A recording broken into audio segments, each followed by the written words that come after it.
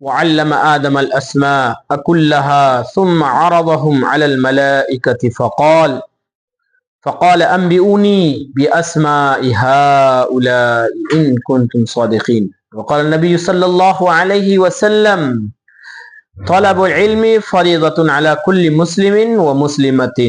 وقال عليه الصلاة والسلام في موضع آخر اطلب العلم من المهد إلى اللحد او کما قال صلی اللہ علیہ وسلم. اللہ تعالیٰ کا فرمان ہے کہ بھائی وعلم آدم الاسماء، اور بہت سارے ایسے نام، بہت ساری ایسی چیزیں جس کا علم میں نے حضرت آدم علیہ السلام کو عطا فرمایا ہے. اس علم کی وجہ سے اللہ تعالیٰ نے حضرت آدم علیہ نبینا علیہ السلام کو فرشتوں سے افضل قرار دیا ہے، فرشتوں سے افضل فرمایا ہے. حضرت آدم علیہ السلام کو جس چیز نے مقرب بنایا، جس چیز نے اعلیٰ بنایا، جس چیز نے بلند و برتر بنایا، جس چیز نے عرفہ بنایا، جس چیز نے فرشتوں کو سجدے کرنے پر مجبور کر دیے، وہ کیا تھا؟ وہ علم تھا. اللہ کے نبی علیہ السلام کا فرمان بھی ہے. اور آپ کے پاس سب سے پہلی اگر وحی آئی ہے اللہ تعالیٰ کی طرف سے، سب سے پہلی اگر کوئی آیت اتری ہے، آپ مفسرین عظام سے بارہا سنتے ہوں گے، اقرأ بسم ربک الذی خلق خلق الانسان من علق اقرأ وربک الاکرم الذی علم بالقلم الرحمن علم القرآن خلق الانسان علمہ البیان. ہاں میرے بھائیوں، میری ماؤں بہنوں، نوجوان بچے بچیوں، آپ سے میری ایک ہی گزارش رہے گی کہ آپ تعلیم کے پیچھے خوب دھیان دو، تعلیم کے پیچھے خوب توجہ دو. کیوں کہ جس کے پاس علم ہوتا ہے نا، جس کے پاس تعلیم ہوتی ہے نا، جس کے پاس پرکھنے کا، پہچاننے کا اللہ تعالیٰ کی طرف سے دیا ہوا ہنر ہوتا ہے نا، معاشرے میں اس کی قدردانی الگ ہوتی ہے. اللہ کے یعنی اللہ کے یہاں اس کی قدردانی الگ ہوتی ہے. اللہ تعالیٰ اس کو ایک الگ مقام سے نوازتا ہے. اس لیے تو اللہ کے نبی صلی اللہ علیہ وسلم کا فرمان ہے کہ طلب العلم فریضۃ، کہ ہر مسلمان مرد عورت پر ہر مسلمان مرد عورت پر اتنا علم سیکھنا ضروری ہے، اتنا علم سے وابستگی پیدا کرنا ضروری ہے کہ حرام حلال کا پہچان ہو جائے، برا اچھا برا کا پہچان ہو جائے، بڑے چھوٹے کا پہچان ہو جائے، مقرب، ادنا، اعلی اور بلند و برتر اور بالکل نچلے والے، سفلا، ان ساری چیزوں کا پہچان ہو جائے. اس لیے اللہ کے نبی علیہ السلام نے فرمایا طلب العلم فریضۃ علی کل مسلم و مسلمۃ، کہ ہاں اتنا علم اپنی زندگی میں سیکھنا ضروری ہے اور اتنی دینی علم سے وابستگی پیدا کرنا ضروری ہے کہ جس سے تم اچھے بروں کی پہچان کر سکو. اب علم سیکھنے کے لیے کوئی حد متعین نہیں ہے، یہ حد متعین نہیں ہے. اگر حد متعین ہے تو یہ عصری علوم میں ہے، یہ عصری علوم والوں نے حد متعین کر دیا ہے کہ اب سے اب تک ایڈمیشن شروع، اتنے تاریخ سے اتنے تاریخ تک آ گئے تو ایڈمیشن اوپن ورنہ ایڈمیشن کلوز. اتنے سے اتنے ڈیٹ تک آپ پہنچے تو آپ کا بچہ پڑھ لے گا، نہیں پہنچے تو داخلہ کینسل. عصری علوم کے لیے یہ ساری چیزیں ہیں، لیکن علوم نبوی کے لیے کوئی چیز مانے نہیں ہے.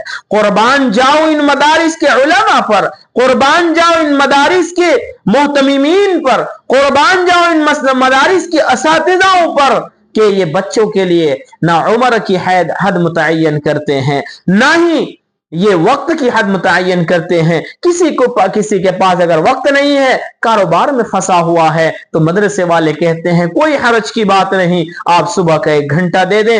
وہ کہتا ہے کہ صبح کا 1 گھنٹہ میرا کہیں اور جاتا ہے، تو مدرسے والے کہتے ہیں کہ رات میں وقت دے دیں. اللہ تعالیٰ نے ان کو وسعت دینی دے رکھا ہے اور اس پہ کوئی چارج بھی نہیں ہے، کوئی چارج بھی نہیں ہے. اور ان مدارس کے علماء نے، ان مدارس کے محتممین نے، ان مدارس کے اساتذہ کرام نے उतलुबुल इल्म मिनल महदी इलल लहद के ऊपर अमल करके दिखाया है कि कोई सी भी उम्र वाले चले आओ। मैंने अपनी आंखों से मुनाजिर देखा है। मैं गुजरात के अंदर था, दारुल उलूम कंथारिया के अंदर तकरीबन 2016 में एक डॉक्टर मेमन करके हैं, वो फारिग हुए। कितनी साल की उम्र में फारिग हुए?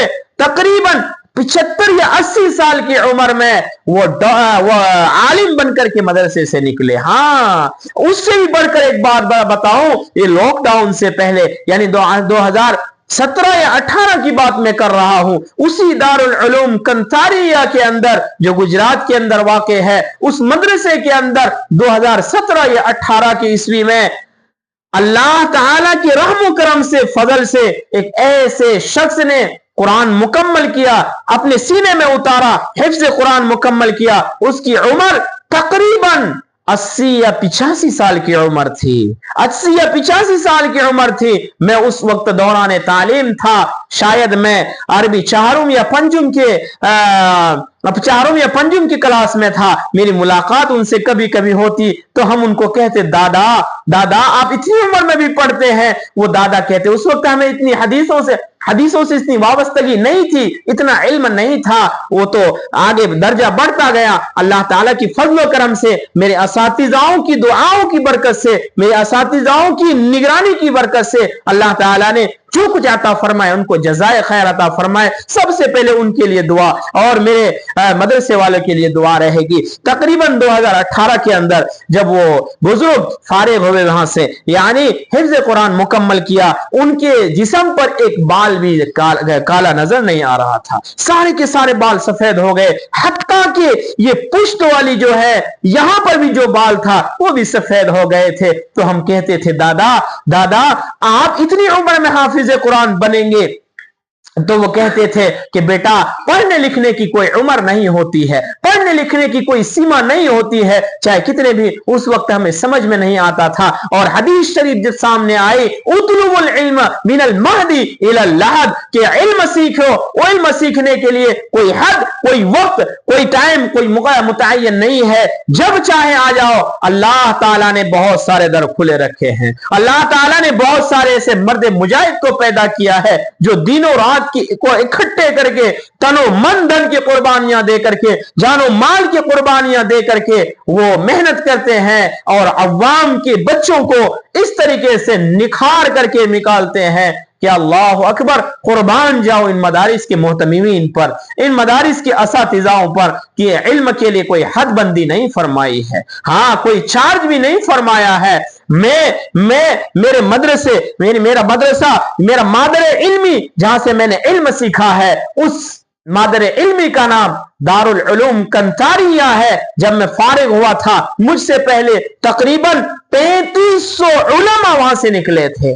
3500 उलमा जिनको अल्लाह ताला ने इल्म नबवी देकर के वहां से निकाला। उनके अलावा तकरीबन 6600 6,500 या 7,000 के आसपास हुफ्फाज़े किराम निकले थे और तकरीबन 350 मुफ्तियाने किराम निकले थे। कुर्बान जाओ ऐसे मदरसे पर, कुर्बान जाओ ऐसे मुहतमीम पर। अल्लाह ताला ने उनको वुसाते दिली अता फरमाया है और उनके पीछे जितने भी लोग लगे हुए हैं उन सारों के लिए अल्लाह जब तक उनकी जिंदगी दे और खुशगवार जिंदगी दे और तादम हयात उनसे नेकी के काम करवाते रहे। हाँ, तो बात चल रही थी उतलुबुल इल्मी मिनल महदी इलल लहद, कि अपने बच्चों